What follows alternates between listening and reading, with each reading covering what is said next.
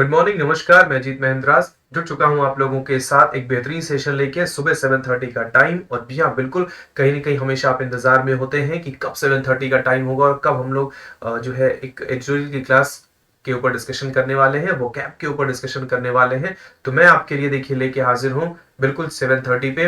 और मैं चाहूंगा कि जितने भी बच्चे यहाँ पे सेशन को देख रहे हैं, एक बार फटाफट आप ऐसा करो कि सेशन को शेयर कर दो, ठीक है, जैसा कि आप जनरली करते हैं। अधिक से अधिक बच्चों को इस क्लास में शामिल कीजिए। जहां भी आप हैं, इंस्टाग्राम, फेसबुक या टेलीग्राम पे इस लिंक को शेयर कीजिए। चलिए, तो एक बार फिर से मैं गुड मॉर्निंग विश करता हूं। देखिए आपके सामने एक यहाँ पे इमेज लगी हुई है जिसके ऊपर लिखा हुआ है इंग्लिश हाईली एक्सपेक्टेड वोकैबुलरी। और आपको पता है एसबीआई पीओ के एग्जाम्स आपके लिए आ चुके हैं और कहीं ना कहीं वोकैब की बहुत बड़ी भूमिका उसके अंदर होती है और बहुत बड़ा रोल उसका होता है, ठीक है। तो चलिए फटाफट सेशन की शुरुआत करते हैं।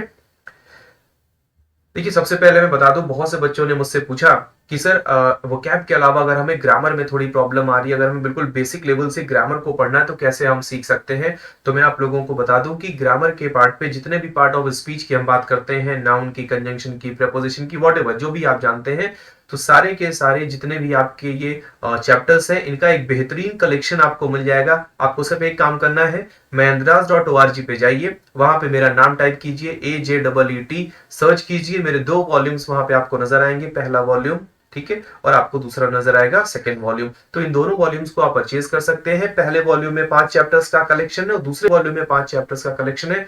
बहुत शानदार तरीके से मैंने डिस्कस किया है, एक एक रूल को मैंने बता के रखा है, खासा ऐसे रूल्स जो बिल्कुल एग्जाम पॉइंट ऑफ व्यू से आपके लिए इंपॉर्टेंट है और शायद किताबों में बहुत जल्दी आपको देखने के लिए नहीं मिलते हैं, ठीक है। तो मैं चाहूंगा जितने बच्चे इंटरेस्टेड हो, फटाफट आप इस पैकेज को परचेज कर सकते हैं। एग्जाम्स आपके सामने हैं और बहुत अच्छा मौका है आपको इस पैकेज के थ्रू अपने आप को तैयार करने का, ठीक है। तो चलिए आगे बढ़ते हैं। देखिए, आज का पहला जो वर्ड है, आपको फटाफट बताना है what will be the antonym of word proxy.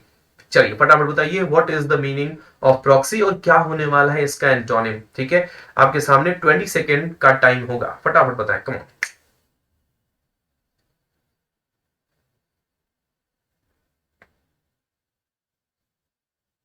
जी हाँ, तो कई बच्चे यहाँ पे लगातार ट्राई करते हुए अलग अलग जवाब लोगों के, कोई प्रिंसिपल कह रहा है, कोई डिप्टी कह रहा है। फटाफट बताएं what will be the answer of the particular question, क्या होगा एंटोनिम ऑफ प्रॉक्सी। चलिए, वेल ट्राइड।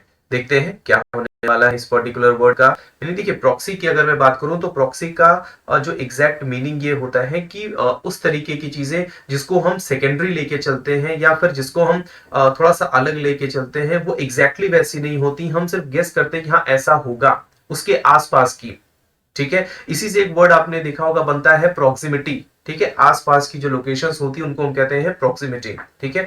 तो इसके एंटोनिम की अगर मैं बात करूं तो जो वर्ड निकल के आता है दैट इज प्रिंसिपल, ठीक है। प्रॉक्सी का मतलब होता है एक ऐसा एग्जाम्पल जो एग्जैक्ट नहीं होता, हम सिर्फ वहां पे उसको दिखाने के लिए लेते हैं, लोगों को समझाने के लिए लेते हैं, पर एग्जैक्टली वो चीज वैसी नहीं होती है। या फिर आप यूं भी कह सकते हैं कोई नकली चीज होती है या फिर कोई सूडो चीज होती है, तो उसको भी हम लोग कहते हैं प्रॉक्सी, ठीक है। तो अगर मैं एंटोनिम की बात करता हूं तो यहाँ पे जो वर्ड निकल के आता है दैट इज प्रिंसिपल, यानी कि मुख्य, यानी कि मेन चीज, जो आपका मेन मुद्दा है उसकी हम बात करते हैं, that is called principal. Is it clear?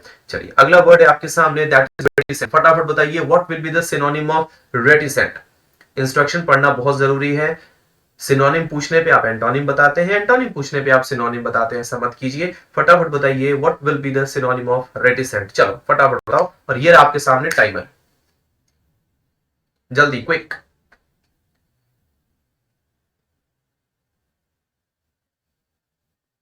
Very good, very good.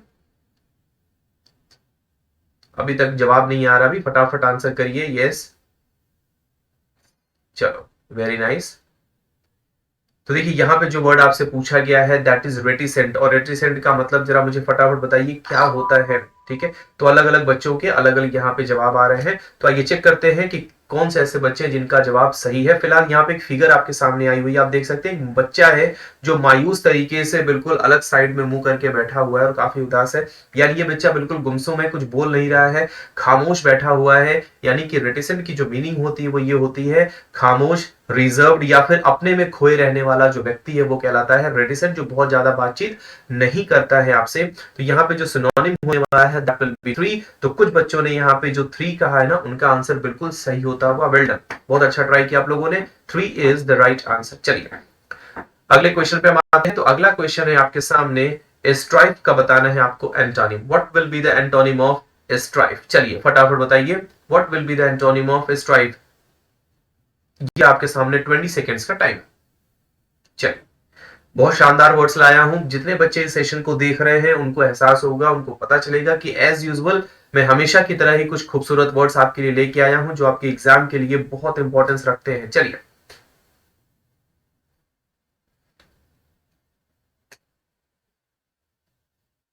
जल्दी, कम ऑन, टाइम समाप्त हो चुका है। जल्दी जल्दी बताइए क्या होने वाला भाई यहाँ पे आपका आंसर।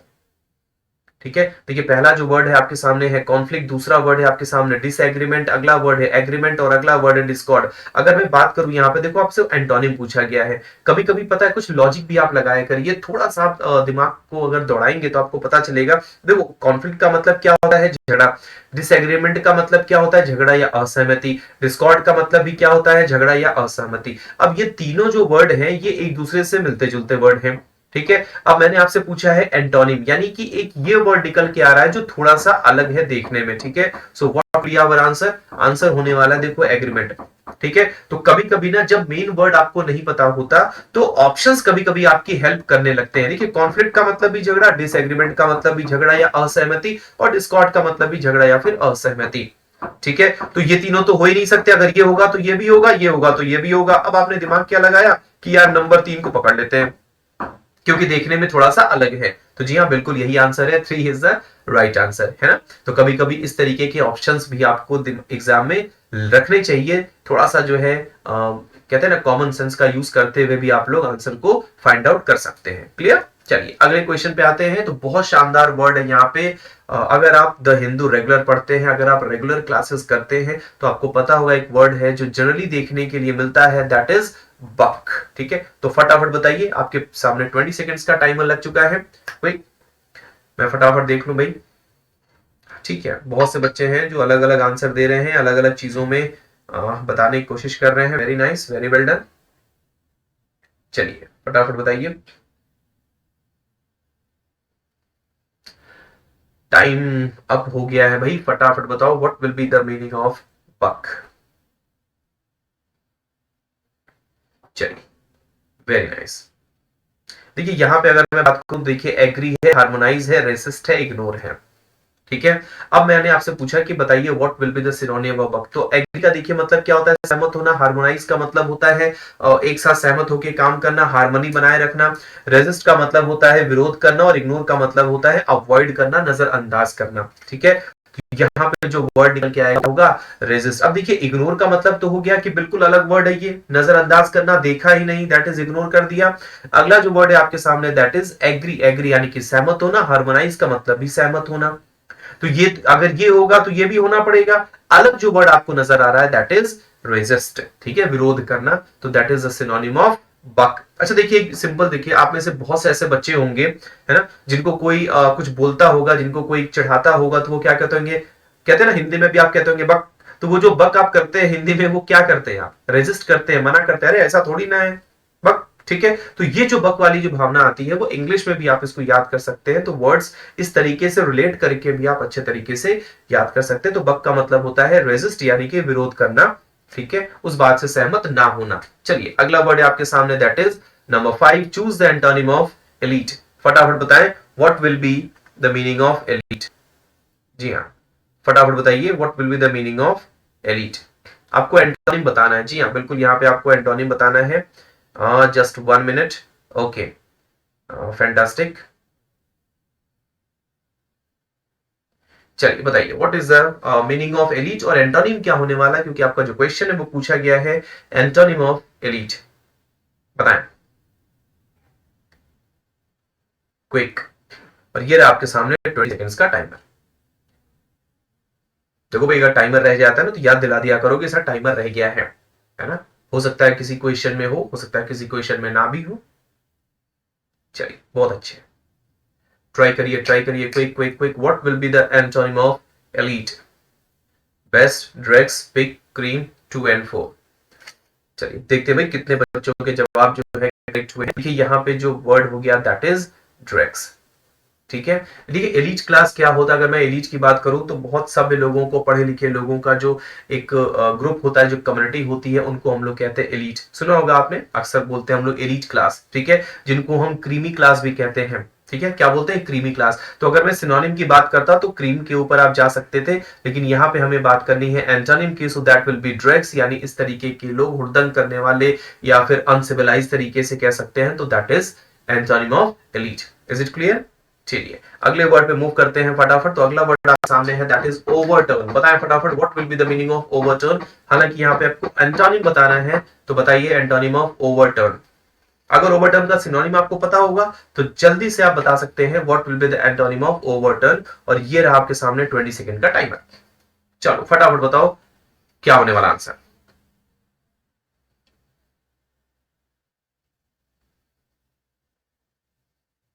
वर्ड्स कैसे लग रहे हैं, जरा फटाफट बताइएगा कि वर्ड्स आपको कैसे लग रहे हैं। ठीक है, बिल्कुल नए वर्ड्स हैं, ठीक, कोई रेगुलर वर्ड लेके नहीं आया हूं, और बहुत अच्छे वर्ड्स हैं। नए वर्ड्स का मतलब ये होता है कि इंपॉर्टेंस भी रखते हैं। ऐसा नहीं है कि किसी अलग दुनिया से ये वर्ड में लेके आ गया और आपको बताने लगा। ये वर्ड्स वो हैं जो एग्जाम पॉइंट ऑफ व्यू से भी इंपॉर्टेंट है।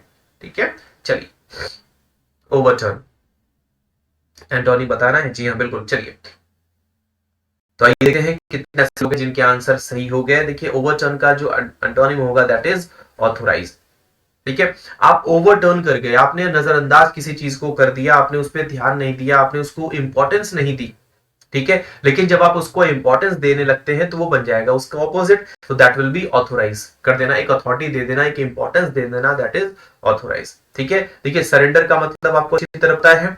सरेंडर कर देना यानी कि आत्मसमर्पण कर देना। अगला वर्ड है आपका कैप्साइज, किसी को कैप्साइज करना, कैप्टिवेट करना, किसी को वश में करना, वशीभूत करना, दैट इज कॉल्ड कैप्साइज। अगला वर्ड है आपके सामने ऑक्यूपाई। ऑक्यूपाई का मतलब होता है किसी चीज को इक्विप कर लेना, भर लेना। ठीक है, ऑक्यूपाई का जो एक और मीनिंग मैं आपको बता दे रहा हूं, दैट इज इक्विप, यानी किसी चीज को क्या करना, धारण कर लेना, किसी चीज को हासिल कर लेना, ऑब्टेन कर लेना, ऑक्यूपाई कर देना, फिल कर देना। तो ये सारी जो मीनिंग हो जाती है ये ऑक्यूपाई की हो जाती है। क्लियर? तो सेकंड वाला आपका जो ऑप्शन है that will be the correct one. चलिए आगे देखते हैं क्या होने वाला है यहाँ पे। नंबर 7, जी हाँ बिल्कुल, टेस्टिंग मोड ऑन हो चुका है। टेस्टिंग मोड में आप बैठ चुके हैं। फटाफट बताइए कितनी अच्छी आपकी जो है वोकैब है, कितने स्ट्रॉन्ग पार्ट पे आप काम कर रहे हैं। कई बार बच्चे मुझसे पूछते हैं कि सर मेरी वोकैब कैसी, मुझे पता ही नहीं चल पाता। ठीक है, तो आज देखिए सेक्शन आपके सामने लेके आया हूं। नंबर ऑफ क्वेश्चन जितने भी आप अटेंड करेंगे, जितने भी आप अटेम्प्ट करेंगे, तो जरा फटाफट मुझे कमेंट बॉक्स में लिख के बताइएगा कि कितने क्वेश्चन आपके सही हो गए हैं अभी तक। तो अगला वर्ड है आपके सामने सिफोन, और आपको बताना है what will be the antonym of chiffon. ठीक है, ये आपके सामने 20 सेकंड्स का timer. Quick, come on, fast. माफ कीजिएगा, चलिए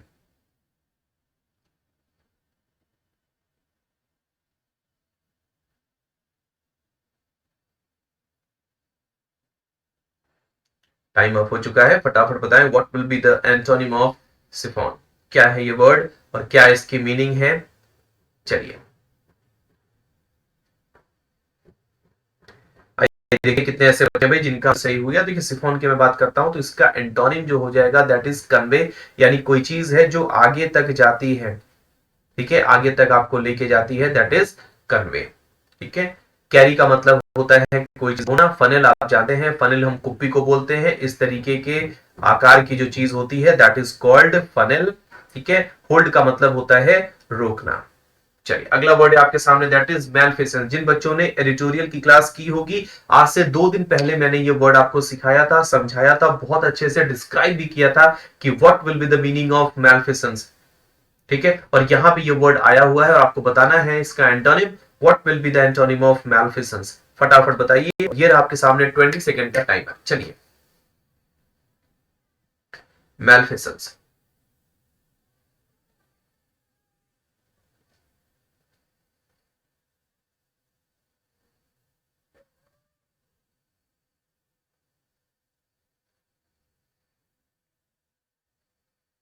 देखिए एक बात मैंने आपको बताई थी, ठीक है, कि कभी भी किसी वर्ड में अगर आपको लिखा हुआ मिल जाता है MAL, तो ये जो MAL है ना, ये हमेशा शो करता है किसी बुरी चीज को, किसी खराब चीज को, यानी कि मैल यानी कि मल। ठीक है, दो तरीके से। अब इसके अंदर भी लिखा हुआ है MAL, यानी कोई बैड चीज होगी, कोई बुरी चीज होगी, ठीक है। जनरली इसका यूज हम लोग करते हैं पॉलिटिक्स के अंदर इस वर्ड का, ठीक है। देखिए इम्प्रोपेरिटी, अगला है मिसबिहेवियर, अगला है मिसकंडक्ट और अगला है मैनर्स। मैनर्स तो हो नहीं सकता क्योंकि मैनर्स का मतलब क्या हो गया कि तौर तरीके जो भी अच्छे हैं, ठीक है।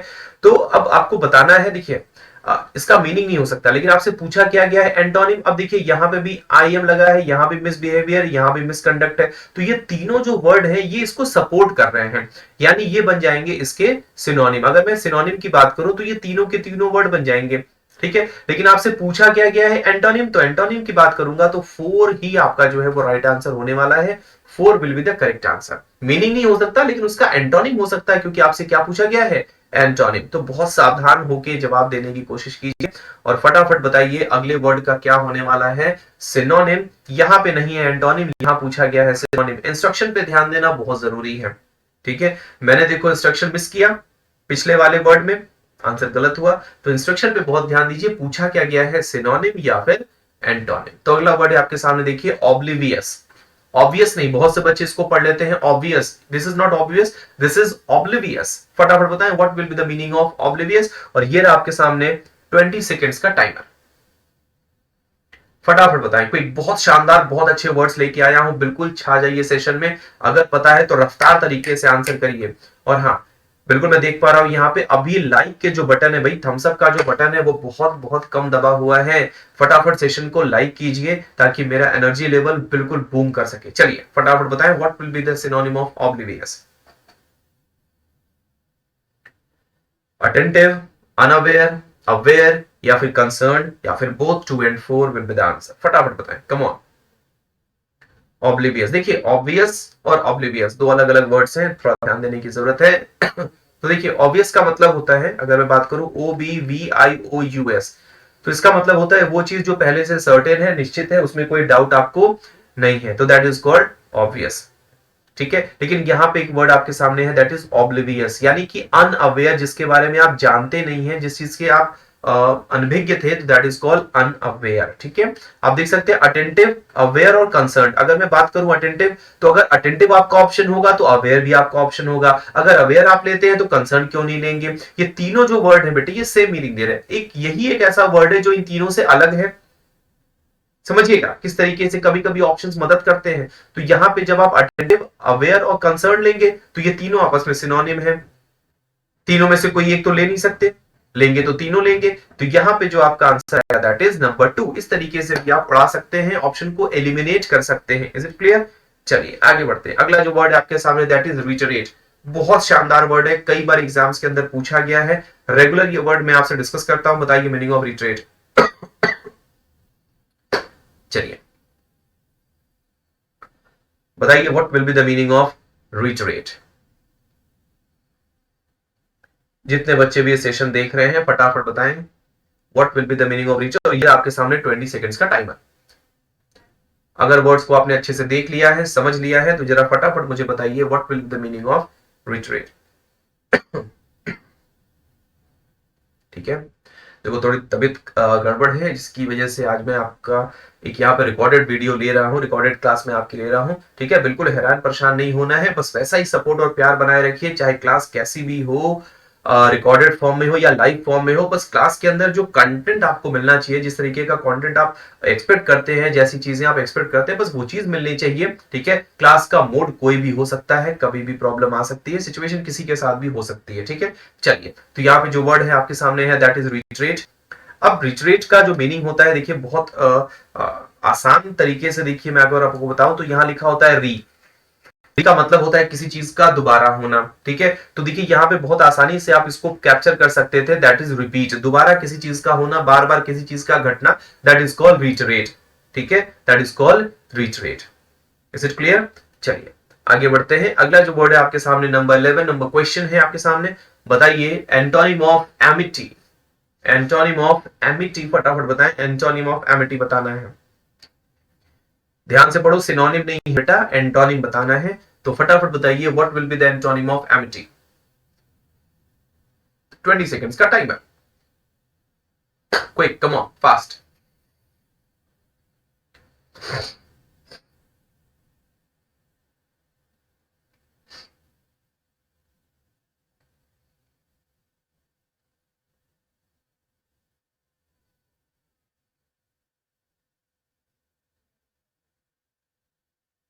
चलिए टाइम अप हो चुका है। बिल्कुल यहाँ पे मैं बता दूं, जिन बच्चों ने मेरी रूट वर्ड की क्लासेस की होंगी उनको मैंने एक रूट वर्ड सिखाया था, ठीक है, एमा, एमी या फिर एमओ। कभी भी किसी वर्ड में ना एमा, एमी, अमो, अब देखिए एमा को क्या बोलते हैं, अम्मा, अम्मी, अम्मो। देखिए मम्मी को बुलाने के अलग अलग नाम है, कुछ लोग अम्मा बोलते हैं, कुछ लोग अम्मी बोलते हैं, कुछ लोग अम्मो बोलते हैं। तो अगर मैं अम्मा, अम्मी, अम्मो की बात करूं, यानी मैं एक तरीके से मम्मी की अगर मैं बात करूं, देखिए she is full of love and affection, ठीक है, यही तो होता है, she is full of love and affection.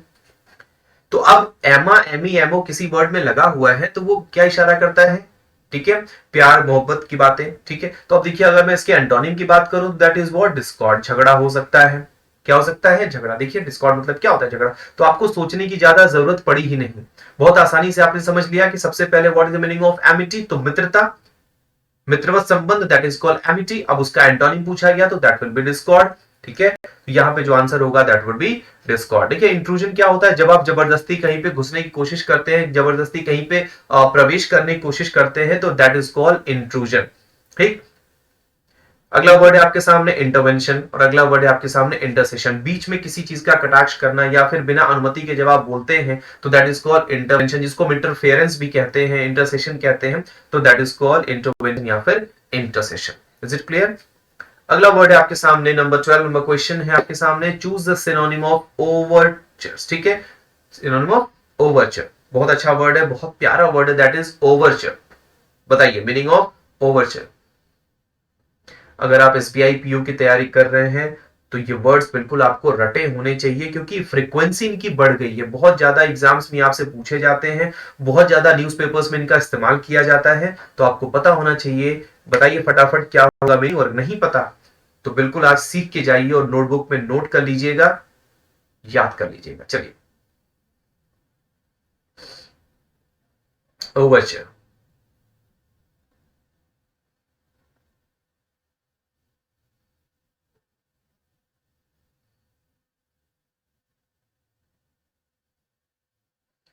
चलिए टाइम अप हो चुका है, फटाफट मैं आपसे बता देता हूं क्या होने वाला है। पहले देखते हैं कितने ऐसे बच्चे हैं जिनके आंसर सही हो गए, तो बिल्कुल दिल थाम के रखिए और मैं देखना चाहूंगा कितने ऐसे लोग हैं जिनके आंसर यहाँ पे करेक्ट हुए हैं, ठीक है। तो मैच कीजिएगा फटाफट। पूछा गया है सिनोनिम, तो that is prelude, that is prelude. Synonym आपसे पूछा गया है, यानी कोई भी ऐसी चीज जो शुरुआती तरीके से यूज होती है, इंट्रोडक्टरी तरीके से यूज होती है, that is called Overture, that is called prelude, ठीक है। किसी घटना, किसी नाटक या फिर किसी कोई भी चीज आप ले लीजिए, तो उसका जो इंट्रोडक्टरी पार्ट होता है, उसका जो इंट्रोडक्शन का पार्ट होता है, दैट इज कॉल्ड प्रील्यूड, यानी कि उसकी शुरुआत होना, दैट इज ओवरचर।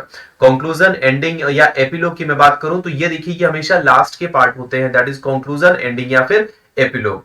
एक बड़ी सी पोएम आपने पढ़ी या बड़ा सा आपने जो है कोई नॉवेल पढ़ा, तो उसका जो इंट्रोडक्टरी पार्ट था वो आपका क्या हो गया, ओवरचर, यानी कि प्रिल्यूड हो गया। जब लास्ट का उसका कंक्लूजन निकल के आया, आपने लास्ट में जो क्लाइमेक्स बोला ना, क्लाइमेक्स, तो देखिए इन तीनों का जो मतलब होता है ये होता है क्लाइमेक्स, ठीक है, बिल्कुल लास्ट का जो पार्ट आया। और प्रिल्यूड होता है हमेशा स्टार्टिंग का पार्ट, यानी इंट्रोडक्टरी पार्ट, तो जिसको हम कहते हैं ओवरचर। क्या बोलते हैं, ओवरचर। क्लियर? अगला वर्ड देखिए आपके सामने, दैट इज फेरेट। ओहो बहुत शानदार वर्ड है, बहुत प्यारा वर्ड है। बताइए सिनोनिम ऑफ फेरेट। जी हाँ बिल्कुल, फटाफट बताएं, what will be the synonym of ferret. ये आपके सामने 20 सेकेंड्स का टाइम है। अगर वर्ड्स को आपने देख लिया है तो फटाफट बताएं, what will be the synonym of ferret.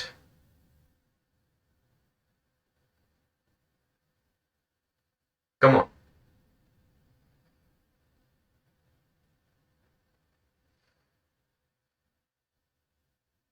जी हाँ बिल्कुल, टाइम अप हो चुका है, तो फटाफट बताएं जितने बच्चे यहाँ सेशन को देख रहे हैं। मैं एक बार चाहूंगा, देखो सेशन को लाइक करो। अगर मुझे ये पता चला कि आज मैंने लाइव क्लास नहीं ली और कहीं ना कहीं रिकॉर्डेड वीडियो मैंने आज आपको दिया, लेकिन फिर भी मैंने बहुत अच्छे वोकैब्स यूज किए हैं, बहुत अच्छी चीजें आपसे डिस्कस की हैं, और अगर लाइव में मुझे कमी लगेगी तो फिर मैं कल की क्लास में या फिर जब भी मैं अभी लाइव अगली क्लास में आऊंगा तो फिर सोचिए फिर आपको जो है पनिशमेंट मिलने वाली है, ठीक है। तो चलिए फटाफट बताइए, what will be the meaning of ferret, ठीक है। आइए देखते हैं कितने ऐसे बच्चे हैं जिनके आंसर यहाँ पे सही हुए हैं। तो देखिए फेरेट का जो मतलब होता है वो होता है किसी चीज को ओपन करना, किसी चीज को डिस्क्लोज करना, ठीक है। तो देखिए यहाँ पे जो आंसर बना that is uncover, that is uncover, cover किया हुआ चीज है उसमें आपने अन लगा दिया, तो दैट इज ओपन करना, डिस्क्लोज करना। तो फेरेट का जो सिनोनिम होता है दैट इज अनकवर। ठीक है।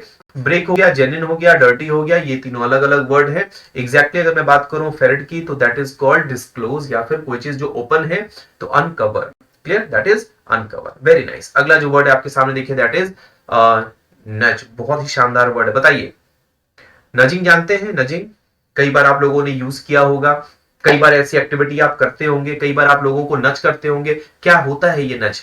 फटाफट बताएं क्या होता है ये नच। और बहुत शानदार वर्ड है, कई बार लगातार ऐसी एक्टिविटी आप करते भी होंगे। ये रहा आपके सामने 20 सेकेंड्स का टाइमर। फटाफट मेरे को बताएं what is the meaning of nudge.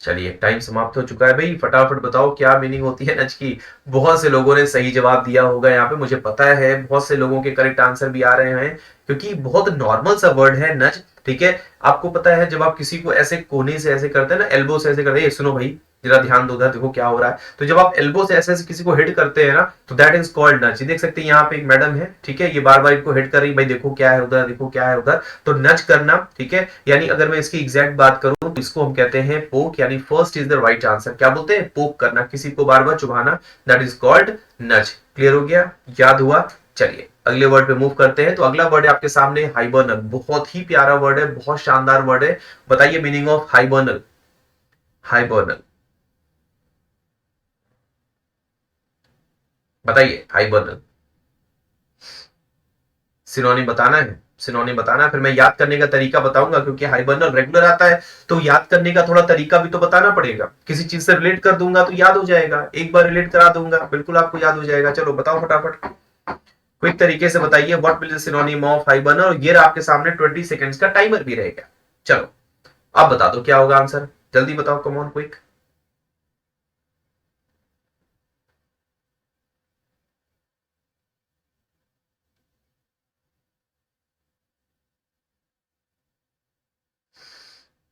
चलिए चलिए चलिए,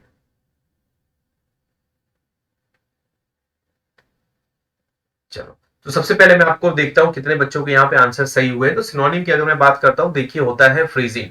अब याद कैसे करना है, कैसे याद रखना है, देखो एक बात मैं आपको बता दूं।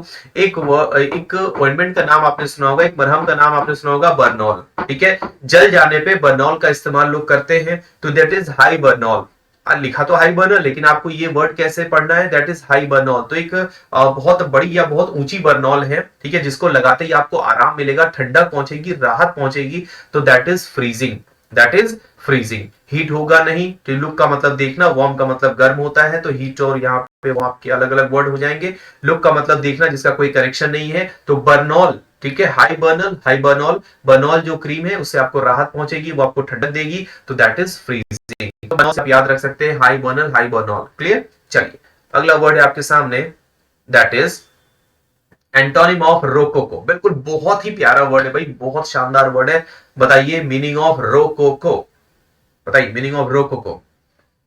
पहले तो रोको का मतलब बताइए, एंटोनिम तो आप बाद में बताइए, पहले रोकोको का मीनिंग बताओ, क्या होता है मीनिंग ऑफ रोकोको। जिनको पता है फटाफट कमेंट बॉक्स में लिख के बताएं what is the meaning of rococo.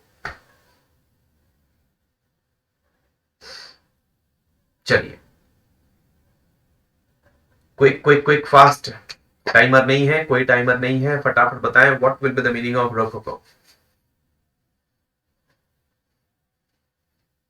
कई बार ये वर्ड मैं डिस्कस कर चुका हूं, ठीक है, जो लोग रेगुलर मेरी क्लासेस देखते हैं उनको पता है कि रोकोको वर्ड सर ने कई बार डिस्कस किया है, क्योंकि कई बार आर्टिकल में ये वर्ड देखने के लिए मिल जाता है, एडिटोरियल में आता है, और जनरली न्यूज़पेपर में तो मिलता रहता है। ठीक है, देखिए सबसे पहले हम समझेंगे क्या होता है रोकोको। जैसा कि आप देख सकते हैं यहाँ पे एक बिल्डिंग की इंटीरियर फोटो यहाँ पे लगी हुई है, कितनी भव्य नक्काशी है, क्या खूबसूरती से आप देख रहे हैं चीजों को डिजाइन किया गया है। तो ये जो सजावट है, ये जो डेकोरेशन है, ये जो कलात्मक चीज आपको देखने को मिल रही है, यही कहलाती है रोकोको। ठीक है, खूबसूरत, डेकोरेटिव जिसको बोलते हैं। अब आपसे पूछा गया एंटोनिम, तो देखिए एक वर्ड यहाँ पे है ऑपुलेंस, जिसका मतलब होता है लग्जूरियस। अब लग्जूरियस एंटोनिम तो होगा नहीं, जो चीज बड़ी खूबसूरत है वो तो लग्जूरियस यानी सिनोनिम का काम करेगा। तो यहाँ पे जो वर्ड आएगा बेटा that is plain. Plain is the right word for antonym of rococo. ठीक है, सादी है, बिल्कुल सिंपल है, तो उसके अंदर रोकोको तो है नहीं।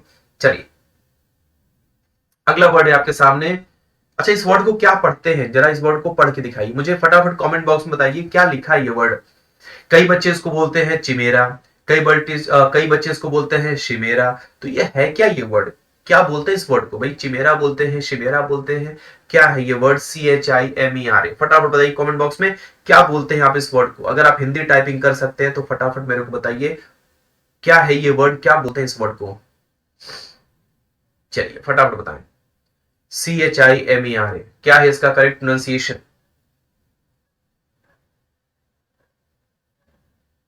कम ऑन, चलिए मैं बता देता हूं। ये जो वर्ड है इस वर्ड को बोलते हैं काइमेरा। क्या बोलते हैं, ये वर्ड बोला जाता है भाई काइमेरा, ना तो ये चिमेरा है ना तो ये शिमेरा है। ये वर्ड को पढ़ते हैं काइमेरा और इसका मतलब होता है कल्पना, यानी कि आपका इमेजिनेशन, ड्रीमिंग, जो पॉइंट आपके होते हैं दैट इज कॉल्ड काइमेरा। ठीक है, अब एक वर्ड यहाँ पे देखिए आया हुआ है सरियल। ठीक है, इतना रियल कि उसको रियल मान ही नहीं सकते, तो दैट इज कॉल्ड अनरियल, तो दैट इज सो अनरियल। ठीक है, सो रियल। अब सरियल को आप क्या, सो रियल, इतना रियल कि वो रियल लगता ही नहीं है, समझिएगा। ठीक है, तो यहाँ पे सरियल का मतलब होता है स्ट्रेंज, यानी कि अनरियल, जो बिल्कुल अजीब सा लग रहा है। अगला वर्ड आपके सामने डेक्री। डेक्री का मतलब होता है जजमेंट या फिर कानून या फिर वर्डिक्ट या फिर न्याय, जिसको हम कहते हैं दैट इज कॉल्ड डेक्री। तो अगला वर्ड है आपके सामने डेल्यूजन। अगला है सर्टेनली। क्या होगा सिनोनिम बताओ फटाफट। डेल्यूजन का मतलब होता है कल्पना यानी कि इमेजिनेशन। तो करेक्ट वर्ड आपका होगा C is the right answer, C will be the right answer. तो काइमेरा का जो सिनोनिम होगा बेटे क्या होगा, डेल्यूजन। Is it clear. चलिए बहुत बढ़िया। अगला आपके सामने है पोर्टेंट। बहुत ही शानदार वर्ड है, फटाफट बताइए what is the meaning of portent. फटाफट बताएं please, what is the meaning of portent. Come on everyone, फटाफट बताएं।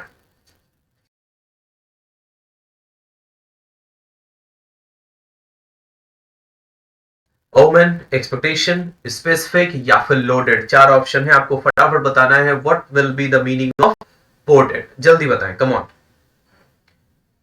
कमेंट बॉक्स में बताइए। सबसे पहले तो पोर्टेंट का मीनिंग क्या आपने पकड़ लिया, अगर मीनिंग पकड़ लिया तो आंसर बताइए ABCD में से क्या होने वाला आंसर।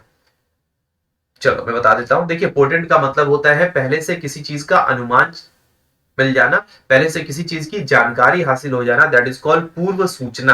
हिंदी में बात करूं तो कहलाता है पूर्व सूचना। और ओमन पहला वर्ड आपके सामने, अमन। अमन का मतलब भी होता है साइन या फिर सिग्नल, किसी चीज का पहले से आपको संकेत मिल जाना, सिग्नल मिल जाना, दैट इज कॉल्ड अमन। तो यहाँ पे जो आपका आंसर होने वाला है बेटे that is a. A is the right answer, A is the correct answer. तो पोर्टेंट का जो सिनोनिम होगा दैट वुड बी ओमन। क्लियर हो गया। स्पेसिफिक होगा नहीं, एक्सपेक्टेशन का मतलब होता है उम्मीद, और लोडेड का मतलब होता है किसी चीज से भरा हुआ। ठीक है, अगला जो वर्ड है, आखिरी वर्ड है आपके सामने दैट इज परवर्जन। और अभी 2 दिन पहले, 2 से 3 दिन पहले मैंने एक आर्टिकल डिस्कस किया जिसमें मैंने परवर्जन के बारे में बताया था, बहुत जोर दे के आपको समझाया था। ठीक है, क्योंकि बहुत से बच्चे इस वर्ड को पढ़ लेते हैं प्रीवर्स, सॉरी प्रिजर्व। ठीक है, ये वर्ड है परवर्स, कई बच्चे इसको पढ़ते हैं प्रिजर्व। तो प्रिजर्व पढ़ने की वजह से वो गलती कर बैठते हैं, जबकि ये वर्ड प्रिजर्व नहीं है, ये वर्ड है परवर्जन। फटाफट बताएं what is the meaning of perversion. चलिए quick quick, come on, fast, hurry up guys, एकदम बेहतरीन शानदार तरीके से बताओ what is the meaning of perversion. था जाना है पूरे सेशन में आज आपको।